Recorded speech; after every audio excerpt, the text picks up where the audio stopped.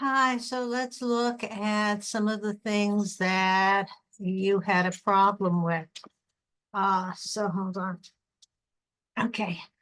Match the inequalities in the left column below with the appropriate line graphs. This is incorrect. And here's one of the reasons why it's incorrect. Whenever you see either sign, that means that circle is colored in. Okay, so in this case, you have this answer,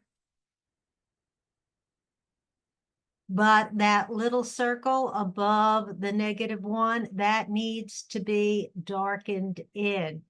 So in reality, this should have gone here. X is greater than -1. Now you see here, this one, we don't have any lines under it.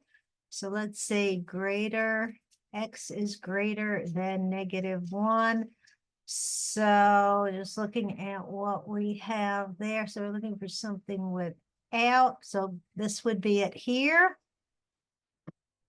Because as you can see, the dark line is going to the right.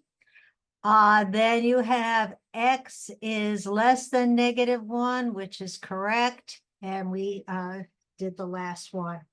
Okay, let's look at the inequality on this one, which says X is greater than 0. Now, again, when you have either of these signs on your number line, in this case, greater than 0, you make sure that that little circle that's on top of the 0 is clear. And being X is greater than 0, you have this one showing that X is less than 0. The top one is the correct answer. Okay, let's move along and see what else I have for you. Okay, so in this one, let's see what we have here. It says, which of the following is 11 minus 2 parentheses x minus 1? What is the expression that is equal to it? And as you can see, you have 9x minus 1, which is incorrect. So in this case, we have to go back to our distribution. So now we have 2 times x, which is 2x, 2 times -1, which is -2. And now, let's see, we have 11 minus the 2x, because it's a -2. And by the way, because we have a negative times a negative, that makes that positive.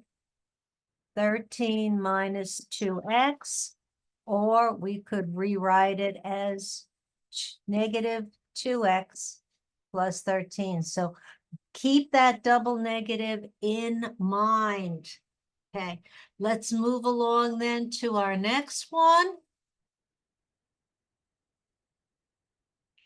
Simplify.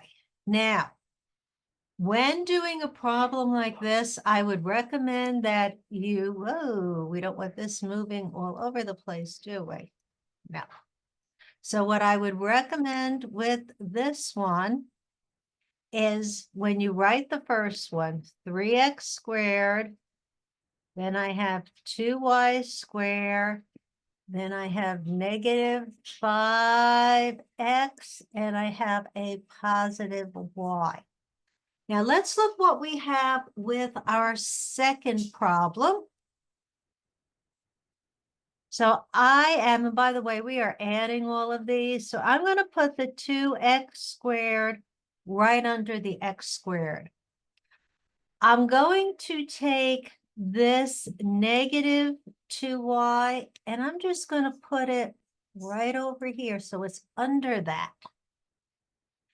I have, let's see, I have a negative 5x. So what I'm just trying to do here is just combine some like terms, and I have a plus 3y. So basically, the odd man out here in this problem is our negative 2xy. So I'm just going to put him right over here in red, negative 2xy. So let's add everything up, okay? Remember, we have this negative 2xy, 1y plus 3y, that's going to give me a positive 4y, negative 5x plus negative 5x, it's going to give me a negative 10x. Positive 2y squared plus negative 2y squared, no y squared, it's not even going to write it down. And then 3x squared and 2x squared is 5x squared. So let's take a quick look at what we have and see if anything is floating along. Your answer is here, 5x squared minus 2xy plus y squared. Okay, again, we eliminated that y squared.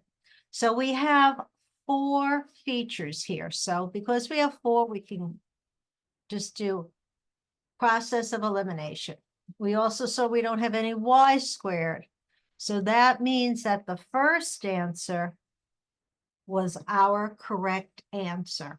So I hope this explains it for you, and I look forward to seeing your work with other problems. You're doing great. Take care. Bye now.